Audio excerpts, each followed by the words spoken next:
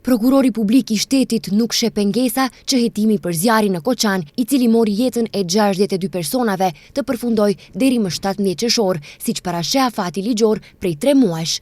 Pas zbuluar detaje, prokurori tha se hetimi është në një fazë shumë të rëndësishme dhe dëshmitarët aktualisht po merren në pyetje si në Koçan, ashtu edhe në Shkup. Sipas Kocevskit, nuk ka selektivizëm në hetim. Ai përsëriti sot se hetimi mund të zgjerohet për të përfshirë të dyshuar të ri. Dëshmitarët po merren aktualisht në pyetje, si edhe të dëmtuarit dhe persona të tjerë që dinë diçka rreth ngjarjes. Ndërkohë, ata po koordinohen edhe me ekspertët në lidhje me atë që duhet të kryhet ekspertizë. Pra, nuk ka selektivizëm deri më tani, nuk do të ketë as në të ardhmen.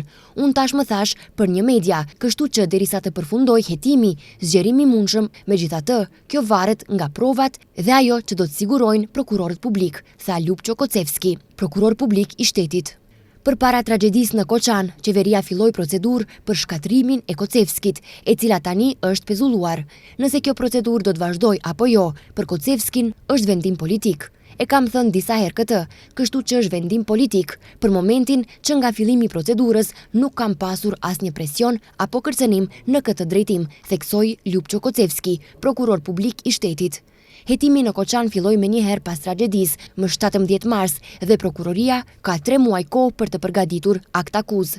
13 prokurorë që punojnë në hetimin, I cili është zgjeruar disa herë deri më tani, dhe I cili deri më tani ka përfshirë 68 persona fizik dhe 3 juridik.